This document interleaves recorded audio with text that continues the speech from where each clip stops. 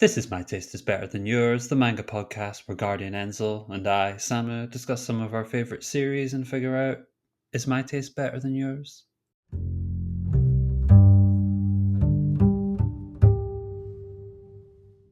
Welcome back, everyone, to our second part of the discussion for the Chimera Ant arc of Hunter x Hunter.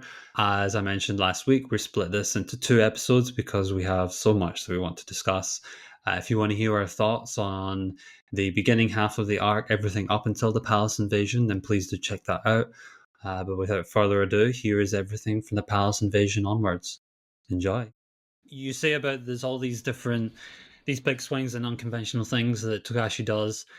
He goes full force in this infamous palace invasion, this final half of the arc. There's so much we can talk about, but let's like hone in on the highlights, even if not in particular order. The first thing that comes to mind is Meruem and Netero. And we can also talk about Meruem as a character at this point because we've managed to skate around him to like set the scene on everything else. This is just for me one of my favorite like battle shonen fights of all time. I think both the manga and the anime version are just superb. We talked about it in the previous episode about what makes a big shonen hit. Part of it is, I think, this like wow factor, this raw energy, this just like the spectacle of it. And I think you see spectacle here, like you never see it in the rest of the series. Togashi just goes wild with the double spreads and depictions of their action.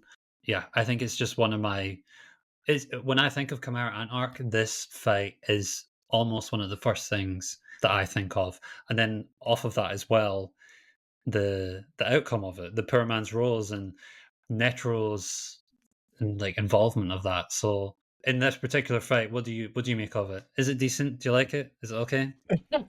Well, I mean, this is the ultimate fan service moment in the entire series, probably, and it's totally relevant and meaningful and substantial. There's not an ounce of it that isn't absolutely on point, and it also, in the process, happens to be incredibly great fan service. And so, I think in that sense, it's like the perfect shonen shonen episode. It's like the perfect shonen fight. It's the perfect shonen sequence because it checks all the boxes. It does everything. It's highbrow, lowbrow, middlebrow, any brow you like. It nails it, and it's also uh, Netero with his mind like a plant. As he's such a fascinating guy himself, and we kind of already knew that even before this arc started. But the fascinating thing about the whole Netero versus Meruem fight is the way Netero wins the fight is pretty unique in and of itself, but also the fact that the underlying message is humanity is worse than any Chimera ants, and that's the reason we win. Is because you're a bunch of infants running around, thinking how tough you are. You have no idea how nasty humans can be when they're fighting for their lives, and that's really what it comes down to. And what Netero does here, I mean, Netero has always been kind of a morally ambiguous figure anyway, but this is not necessarily what you would call heroic action on his part. It's certainly he's certainly self sacrifice, no question about that. But he's doing a very very very very very bad thing in many respects, and he's doing it because in his mind it has to be done, and because there's no one else in the world that could do it. And we don't ever get to see what world would have come out of this arc if Netero had not made that choice. But there were consequences to that choice he made, and not all of those consequences, by any stretch of the imagination, were positive consequences. So, it's big. I mean, Meruem in and of itself, he's an episode. I mean, he's multiple episodes. He's.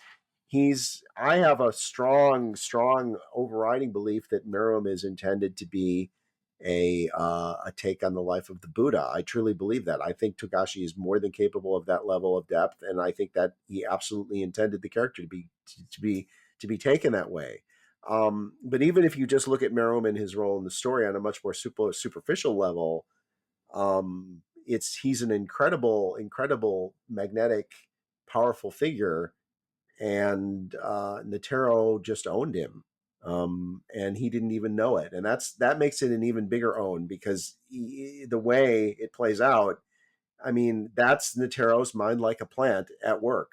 I mean, that's what Grandpa means when he says he has a mind like a plant. I mean, he plays a long game. He understands. He steps back. He sees the big picture, and he defines victory in a way that Meruem is not capable of defining it. And that really ultimately is the difference between them, and that's the difference between humans and chimera ants. And Meruem is unique among ants, and Netero is unique among humans, but they also are in many ways kind of the ultimate example of their respective species. And I think that's part of the message that Togashi is going for in the ending. So yeah, I mean, incredible character, phenomenal in it, and the fight is, I mean, that whole Netero giving the heart signal with his hands and all that. I mean, it just doesn't get any more iconic than that. I mean, I mean, it's just so cool. It's just so cool and so powerful and so complex and dark, and it's incredible. It is incredible. It's one of one of the greatest, if not the greatest, fights in shonen, in my opinion. Ditto, 100%. And I think we mentioned Palm earlier. This moment doesn't come in that fight, but I think directly links to it. It's my favorite quote, my favorite chapter in the entire series, which is chapter 311. And Palm is the one who says it. She says, "We're being cruel because we have to be. We're no different from the ants. In fact, we're much worse." And you have that paired with the visual of seeing these ants, and then the human foot stepping on them, cutting forward to the few pages where you see the like breadth of the human experience and rich and poor, the lavish lifestyles and those affected by war and poverty, and just in a couple of wordless pages and Mm. panels, Takashi just delivers so much, which encapsulates this climax of the story. I have I have more thoughts on Mara and we'll get into, but for Netro specifically, do you think I'm thinking to those final moments where he reveals his backup? Well, it kind of was the plan he had all along. But this final ace that he has to take out Meruem, do you think in using this poor man's rose, this power against Meruem to prove humanity's capability for evil, do you think Netero takes glee in that? Does he enjoy that? And like, No, I don't think he does. you don't. No. Okay, I just asked that because some people I feel like do have that take, especially when he fully embraces in that final moment where he's basically limbless and has nothing else to do. He becomes this like evil incarnate in a way that shakes Meruem, even the unshakable. So, do you think that is more of his performance to deliver the message than actual representation of his character? I think what he takes glee in is not that moment, but the moments that lead up to it, where he's doing the things he thinks probably won't be good enough, but he's going to give it his best shot so that he doesn't have to do that. Because this is a guy who's so much stronger than anyone else that he's been holding back basically his whole life.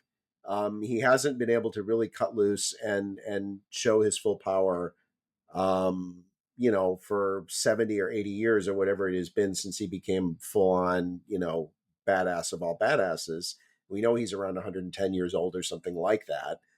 And again, his own words, not what he was. Even Netero is not as strong as he was in his prime. He says, but holy shit. So, I think to a certain extent that's Togashi putting his own words in Netero's mouth to try to make sure that the gravity of the moment is not um, is not missed by the reader.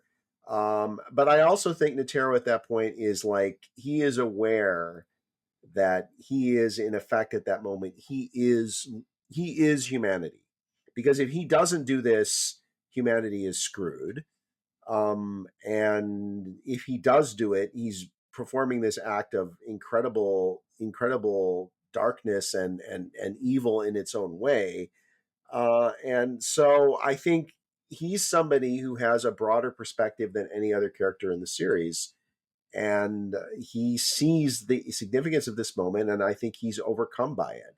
And I think for the one time in his life, Netero feels small because he recognizes that the moment is even bigger than he is, and I don't think he's ever felt that before. And I think what he does and the way he acts and the thing he says, I think that's a reflection of him respecting the magnitude of the moment rather than celebrating doing something which I truly believe he would rather not do. And I don't think Netero is a good man, but I don't think he's an evil or cruel man either. I think he's simply practical and hard. And I think, as I said, that his demeanor in that scene, I think it's a reflection of him just basically acknowledging the gravitas of the situation more than anything else. That's my take on it. Yeah, I think it's the contrast of what we've seen of him before and also even afterwards. It's not necessarily the character that we see in those final moments of that fight. I think so much of it is a performance and giving Meruem that acknowledgement of okay, you've got to the point now where I have to do this. I Yeah, think it's he's respecting him in a way by doing that. And mhm. he's saying, Miriam, you deserve to see me in this way. You deserve to see this face. You deserve to hear these words. You deserve to hear this side of me because you're the one who pushed me to this, and no one else has ever been able to do it. Exactly. And I'm going to jump forward a little bit because Nevermore is appropriate in this arc with the anti-climax quota. And Absolutely. this is the anti-climax. I mean, the fighting of itself is fantastic, and it is a climax of these two characters that was being built up to face off each other. But the fact that Gon never faced the final villain, which is very, very typical in these sorts of shonen story arcs, and even the way that the battle played out, not just that Netero lost, but that the resolution to how the conflict was sorted, that came quite suddenly after the fact. And yeah, that's very much, I think, maybe the biggest anticlimax in the series. But again, anticlimax done fantastically. It doesn't undercut the whole invasion. It just adds this, it allows, we got to see all these characters who were part of this palace invasion play their role in every way that they could that best serviced their development, and was fantastic to watch. But the fact that this outside element is what delivered the final blow, it's not what you would predict, I think, even before this fight happened. So it's a I bold didn't. move. Bold move. Yeah, I mean, it is the ultimate anticlimax from the master of anticlimax in the arc full of anticlimaxes. It is the ultimate anticlimax, and yet it it does work in a it's I think you get to the end and you sort of realize, oh, that arc wasn't what I thought it was. That story wasn't about what I thought it was. And I think that's a very powerful sensation after being taken on that roller coaster ride for 160 chapters to say, I've kind of been fooled by this whole freaking thing. And it really has the feel of a Shakespearean tragedy. I mentioned Welfin being a very Shakespearean character, but I think there's a very Shakespearean quality to the resolution of this arc, and you kind of realize this has been a tragedy all along. It wasn't really an action shonen. It wasn't really a battle story. It wasn't a training arc. It was actually a tragedy, and it's only now when we get to the end that becomes clear. And that revelation, that realization, when you get to that moment as a reader or a viewer, is unlike anything else I've experienced in anime or manga. Yeah, and it's the fact that the poor man's role is the bomb itself, even though it feels like it comes out of nowhere. It perfectly encapsulates Togashi's themes and the message he's trying to put across with this arc and with this like stamp of these chimera ants are the threat to this world, to us as humans. So how do we as humans overcome that? We do something even more diabolical than they think they are capable of doing. Yeah, I love it. I love it as a final message, and I'm going to rewind a little bit, but I do love all of the fallout that comes from all the characters post. Um, No pun intended. yeah, post Meruem's death. His first one is just the best stretch of the series.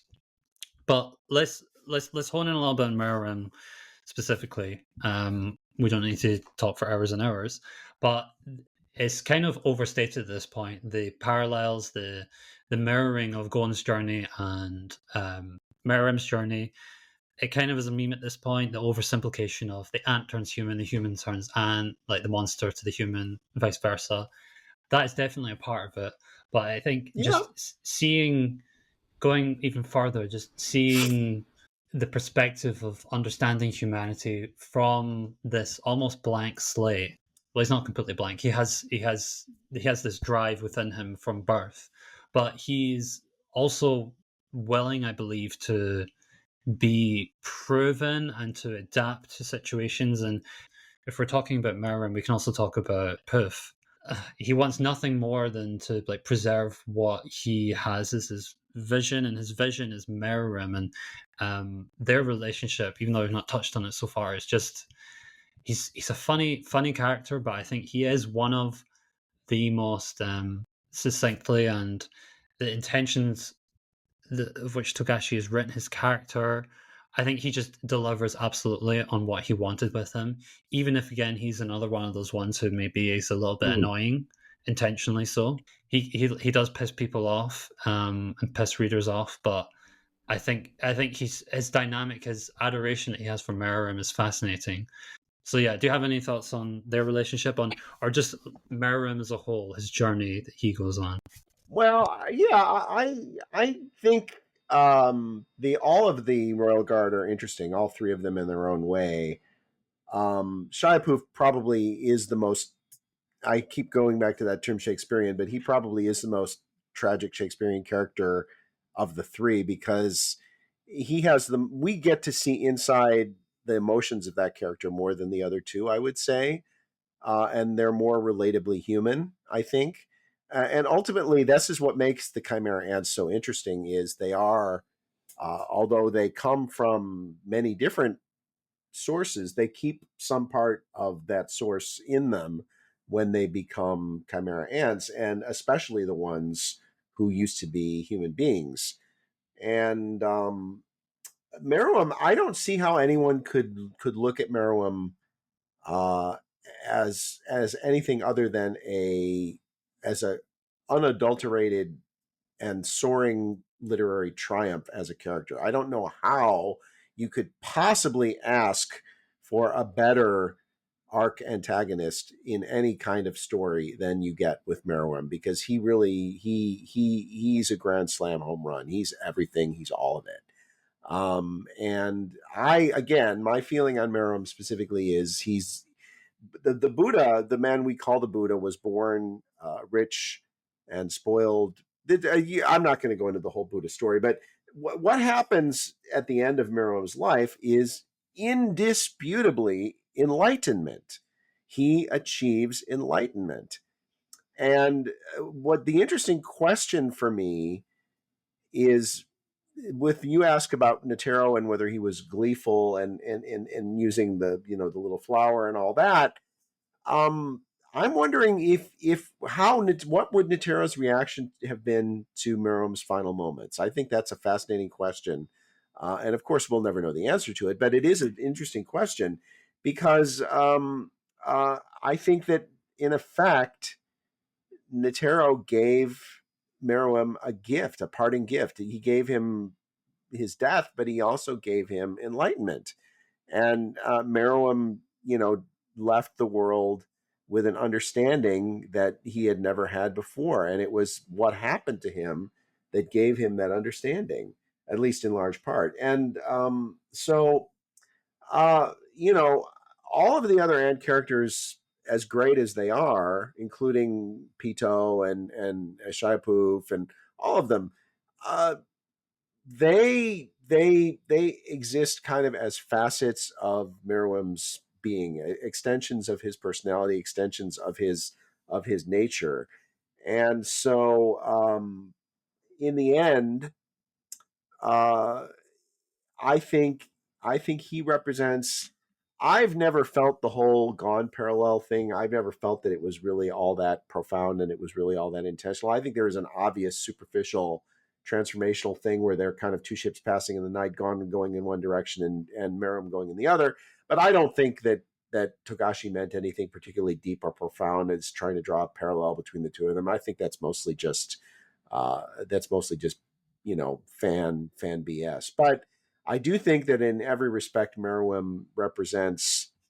Uh, I think he represents not the hero's journey, but the Buddha's journey, and the journey to enlightenment. And obviously, the final chapters with him are some of the best in the entire series. I know people who feel that those are the best chapters in the entire series. In fact, so Definitely. There's one name we've managed to skirt around because this character yeah. is she's so vital to Meruem, but apart from a few other scenes, she doesn't really cross over that much with other characters to that degree, and that's Komugi. And if there are, if this is an arc with incredible side characters, for me, she is my favorite. She's one of my favorites in the entire series.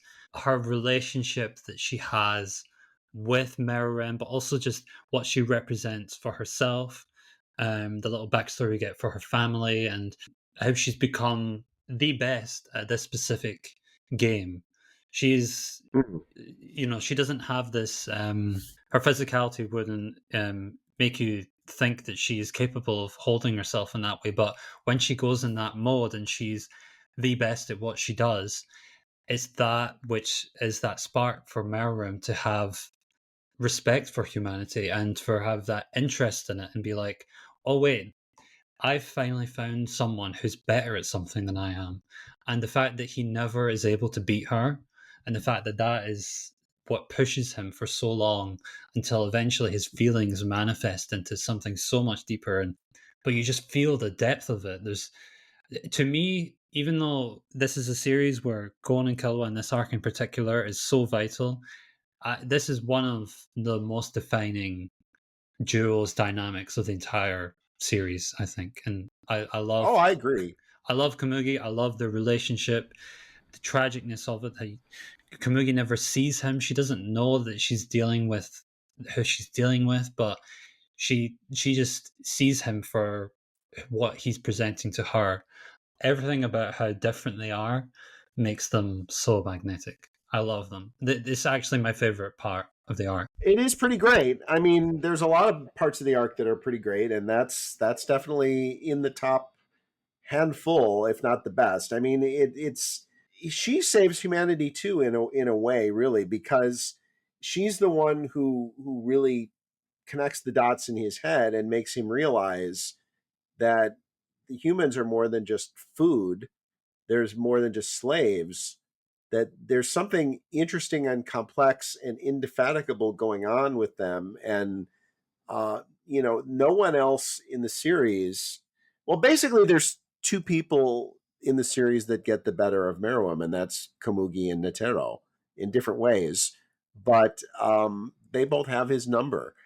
Um, and they couldn't be more different. You couldn't imagine two human beings more opposite, the opposite end of the spectrum in every possible way than Netero and Komugi, and yet those are the two humans of all the humans, all these badasses and powerful humans. I mean, you look at what happens to Nov, for example, and how just being even in the presence of his subordinates is enough to make this badass, this one of the most powerful hunters in the world. It's enough to reduce him to a shell, to a shambles of a human being, really.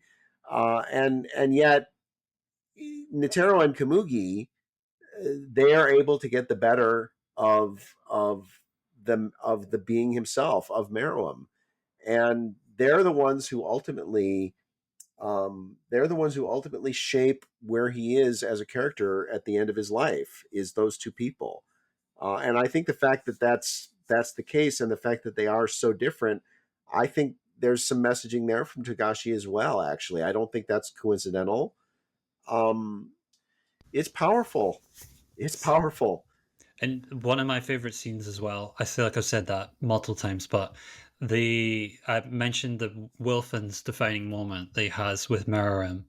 Komugi, even though she's not present at that point, all it takes is Wilfen to realize that he has to just say her name, and that unlocks everything back in Meruem. That reawakens his memories. We see Puff has been trying everything within his being, and he even gets on his knees and says, he apologizes for trying to keep that information from the king because he wanted nothing Mm, more than to get rid of that distraction from the original mission.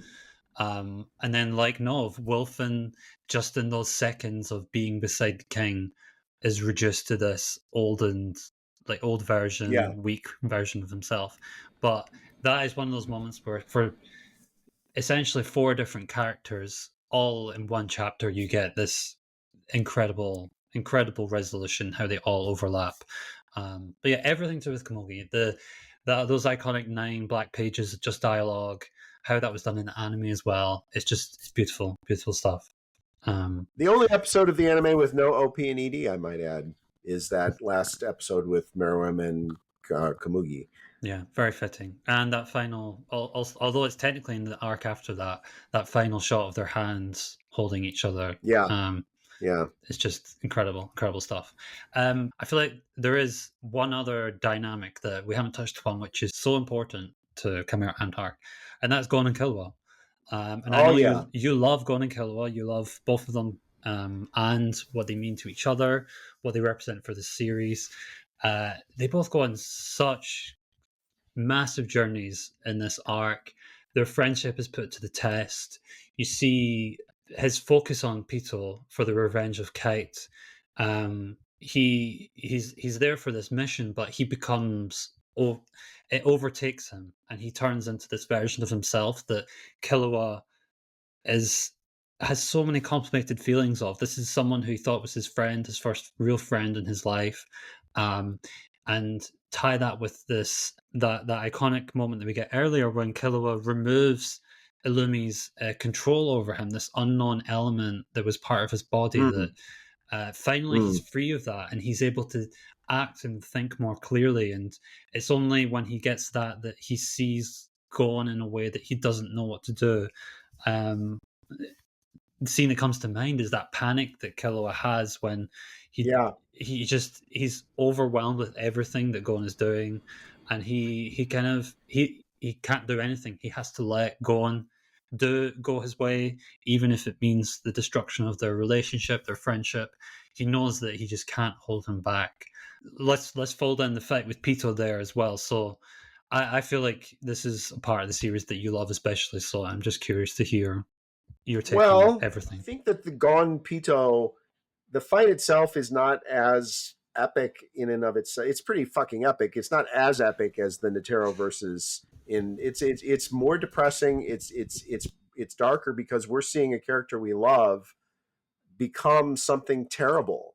And in a way, I think what Gon does here feels more horrible than what Netero does. Even though the person Gon is really hurting two people, himself and Killua. Netero is killing lots of innocent people with what he does, but what Gon does, because it's so personal, it feels more wrong. It feels more like a violation, if you know what I'm saying. And the expression on Killua's face when Gon makes that that immortal statement that will forever haunt the series is, it's nothing to do with you, or whatever his exact words were. I mean, the scene I'm talking about. The look on Killua's face, I'll never forget that look. And I've never seen hurt expressed so eloquently without dialogue as in that one expression on that one kid's face in that moment. And I totally side with Killua on this. I mean, I love Gon as a character. I've loved Gon as a character from the beginning. I think in the final analysis, if you poll people, and there are a jillion character polls with Hunter x Hunter, Killua usually ends up winning them.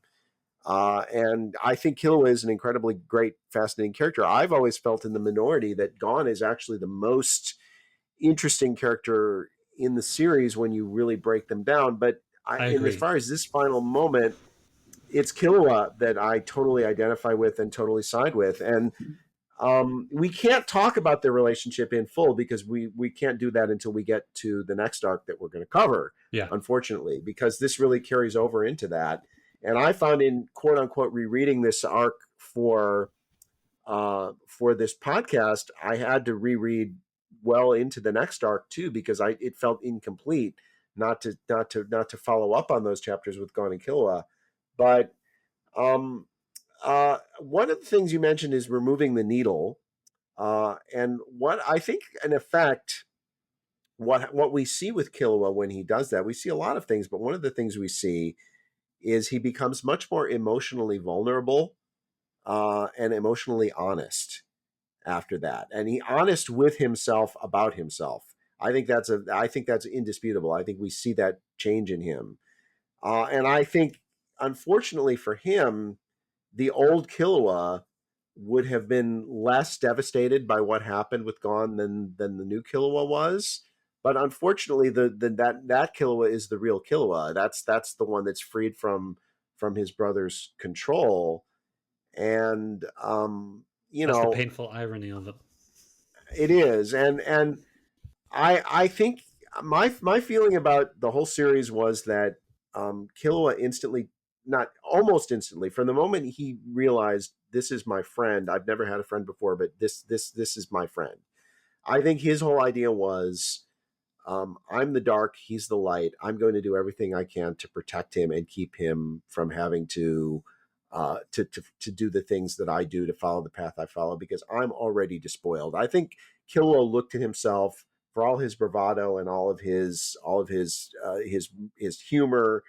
I think he looked at himself as someone who was already tainted, and his one of his main motivations throughout the whole series was to keep Gon from being as tainted as he was, and he followed Gon. Really, Gon loves Killua. Don't get me wrong, and we're not talking Dojin stuff here. Gon and Killua, these guys love each other. They're literally closer than brothers. They're best friends. I don't think there's a shadow of a doubt in the world. The problem is the only way Gon could hurt Killua as much as he hurt him was if Killua loved Gon as much as he does, and that's another sad irony of it. And yeah, it's brutal. It's just brutal. To me, that's as brutal as anything that happens in the whole story. Is that ending of where Gon says that to Killua, and what happens in the offshoot of that, and then Gon does this terrible, horrible, perverted thing to himself, but also to Killua, and that it's Killua. Well, we can't talk about that yet, but it's if we get to that final arc, it's something I hope that Togashi addresses, because I feel like things are very much unfinished between Gon and Killua. Mm. I don't feel like there is any resolution to their story, and certainly not within the Chimera Ant chapters. But even after the Chimera Ant chapters, I don't feel like there's any resolution to their story, and I feel unsatisfied with where things are left between the two of them. I feel deeply unsatisfied. My hope is I'm supposed to feel unsatisfied with it, Mm. but I don't know that for a fact, and we won't know that for a fact until, God willing, Togashi is able to finish the series in some form different than Furuhashi would have finished it, is able to finish the series in some way that he wants to finish it. So you don't want So Killua to kill um, Gon? Is that what you're saying? I don't want Killua to kill Gon, and but I also don't want the two of them. Well, again, we can't talk about it because it's not in Chimera Ant, but I don't want that to be it either. Yeah. That's not a satisfying way for that relationship. And I love Komugi and Meruem. I think it's incredibly powerful, but in the end, the relationship that defines Hunter x Hunter more than any other is Gon and Killua. I just don't think there's any. I don't see any disagreement with that. It doesn't have to be in focus all the time, but if you want to talk about the spine of the series that starts it and should end it, that should be it. And it's not in a place where I feel it's reached a satisfying conclusion. It's incomplete. That will be definitely a conversation for next time when we discuss Yeah, the election arc. yeah, Um, an underrated arc in terms of its importance and its depth, I think. I have a couple more points to cover, but if there's anything else that you specifically want to touch on the arc, I'm thinking back to other highlights. We mentioned that iconic Killua expression in that moment. Going back quite a few chapters to that middle portion of the arc where Gon is preparing, and we have that interaction between Gon and Morel. That's an Mm, incredible moment for Gon's character and how Morel is willing to weaponize him. That panel, that one panel of the blackness in Gon's eyes, the black background. That was his first moment of being overcome with his like dedication for revenge of what happened to Kite. I think that's another one that stands out to me. And for a very mm. different reason, I also think of Colt and Reina's resolution. That Yes, was the very yes, yes. they kind of were the beginning and the end of the arc. And we saw Colt a good bit. We probably should have shouted him out as one of the standout ants because he was a really Yeah, great I character. agree. He Um, was. Reina was much more minor, but you could still feel that there was something more to her. And then when you have that revelation of the brother and sister returning to the mum and the mum recognizing her daughter, I don't know about you, both in manga and anime, that set me off. I love that moment so Oh, much. totally, totally. Yeah, there are several moments in this arc that either brought me to tears or pretty close, and that was Mhm. one for sure. Absolutely. Yeah. Okay, then I have a couple of questions. So, Okay. um, we end the arc now that we're at the resolution. We end the arc with both the rulers of corrupt nations within this island, NGL, which Gyro formed, and then we have the Republic of East, Gortu, which is the place where the Palace invasion takes place and where Meruem makes his own. And leading up to that, we see the leader of that and what happens with him.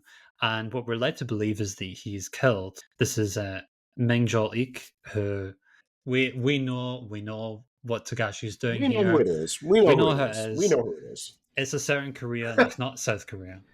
Um, Yes.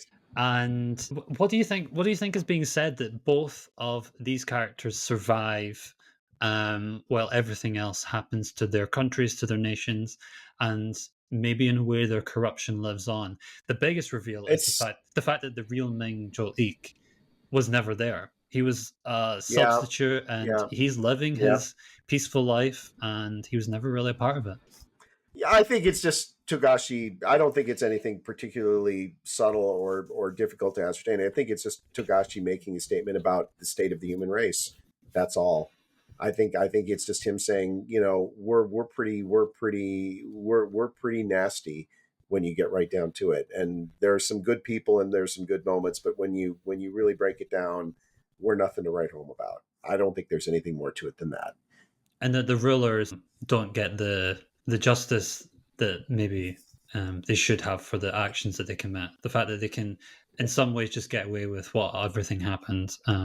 It's just a Yep. stinger at the end, but very intentional, I think, on his part. Absolutely. Absolutely. Yep. Quick note: Kite is back. What do we make of that? Yes.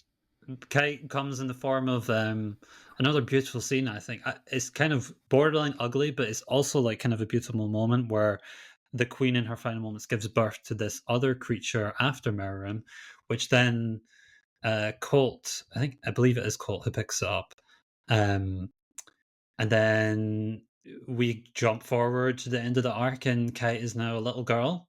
Yep. So, what do you make of this Moblob, and how is she gonna? I know you love them, so this is another part where I'm like, I don't know how this is going to come into play because who knows? Maybe the next time we jump back, this fastly aging character is going to be older than Gon and Killua. Yeah, it's kind of random, really. I kind of figured I had a suspicion all along, given what I know about the ants by this point, that Kite, one way or the other, was going to show up again.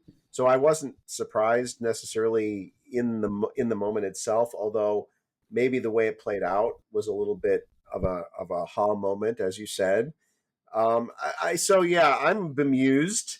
I'm not disappointed or I don't frown on it. I'm glad that he still exists in the story. The way it played out is definitely strange, but as you said, in the moment, kind of strangely moving.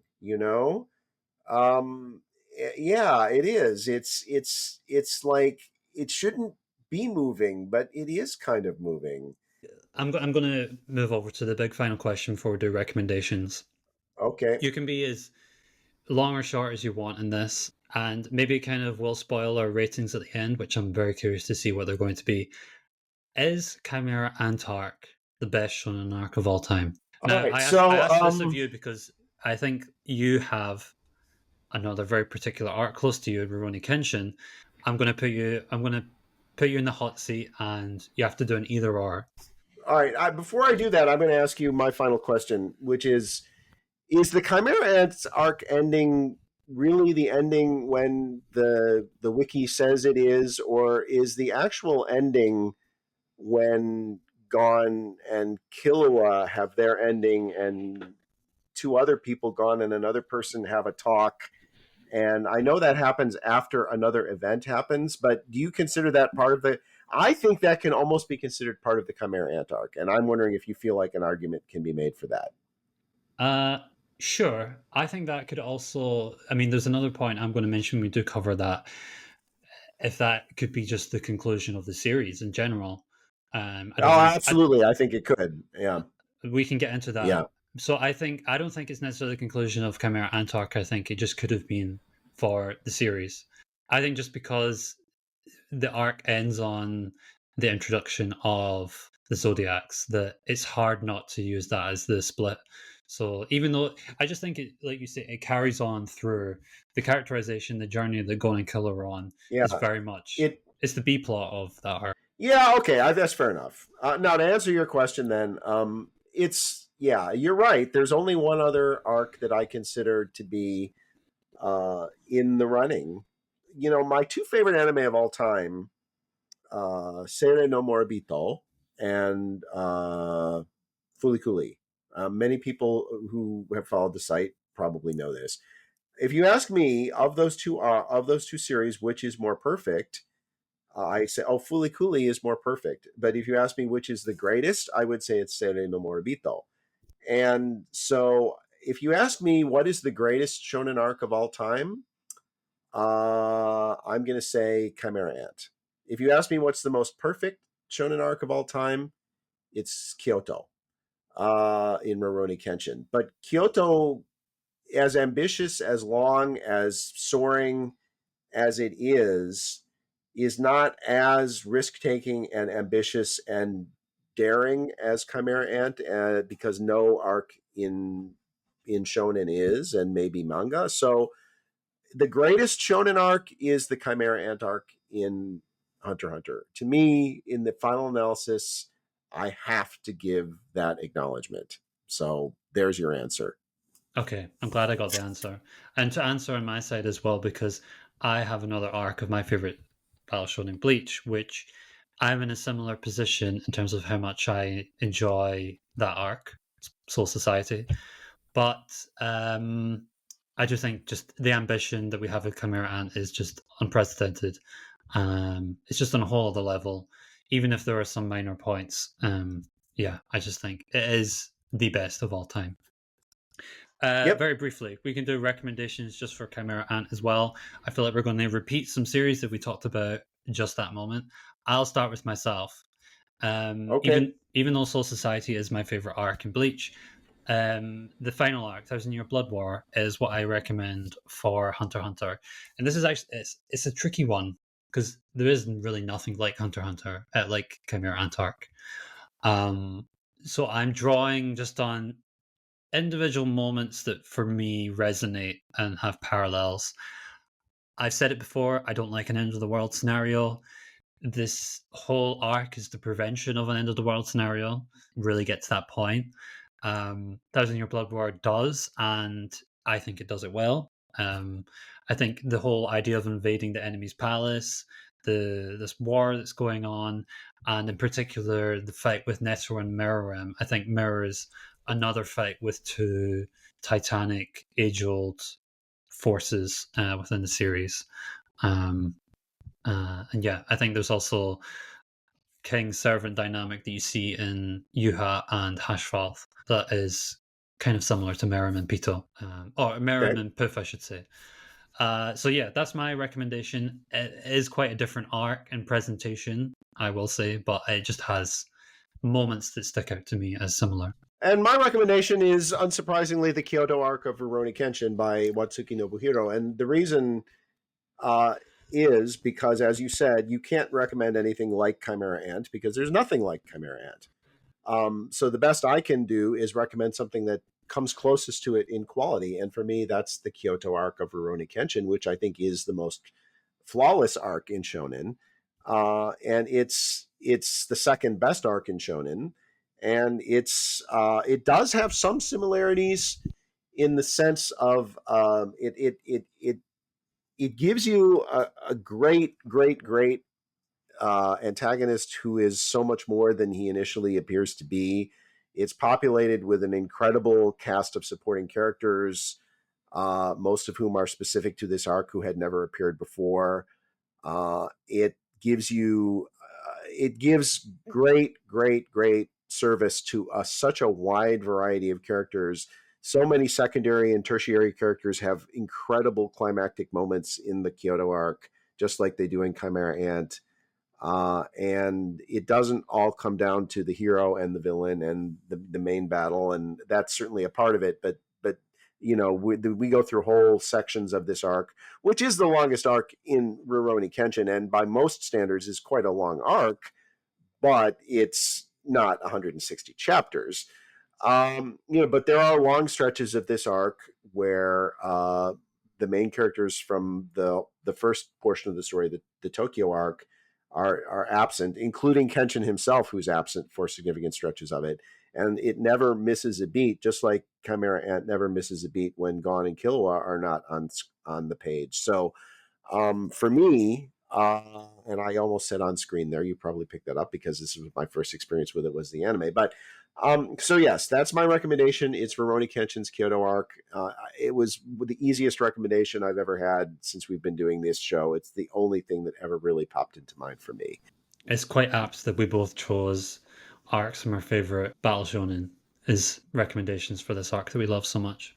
Now let's get to it. Yep. Let's do our final ratings for Chimera Ant. I'm going to let you go first, Enzo. 97. 97. Okay, so it's not perfect, but it's close to perfect. That's the highest score I've given in this show, I think. Maybe YKK I get might have gone up that high. I don't know for sure. I don't remember, but yeah, I it's not perfect. I can't give it 100. I can't give it a 99 because there are things that don't totally work. And honestly, I've never read any manga or any arc of any manga that I would give 100 or a 99 to. But I just checked. I gave YKK a 97 too. So, and that is the manga I consider my favorite manga of all time. So that gives you an idea of what my feelings are about Chimera Ant. I'm giving it 97. And I'm going to give it one more. I'm going to give it 98. You had to do it, didn't you? I have to do it. But then again, I have a couple series I give 100. So yeah, it's just everything about this arc. We've discussed it at length. I love it. It is the best shonen arc of all time, I believe. And even then, there are just a little few points that I have critiques for. In the grand scheme of things, they're just they're nothing compared to how Yeah. incredible the story arc is. We've got to the end. We're finally here. We've covered Chimera Ant arc. We still have two more of these arcs to cover. We'll get to them Yeah. eventually. But thank you, Enzo. I know we were both looking forward to the daunting task of going through this one. Yeah, thank you for explaining all your thoughts. Even though you had a lot more time and a lot more words already to like distill into this discussion that we've had here. I'm sure we It- could have gone on and yeah, on and on. it was fun, and I could have. There's individual sections and individual characters I could easily have talked for an hour or more about. So yeah, as long as we went, it still feels like like a drop in the ocean compared to what we could be talking about with this arc. It's just that great. So yep, it was a pleasure. Thank you very much. Brilliant. And thank you everyone for listening. As Enzo always says, like, comment, subscribe. We're always keen to see your comments, what you think of what we're covering more than ever. Yeah, I want to see what everyone thinks of Chimera Ant arc. So do let us know. Thank you, Enzo. Bye bye, everyone.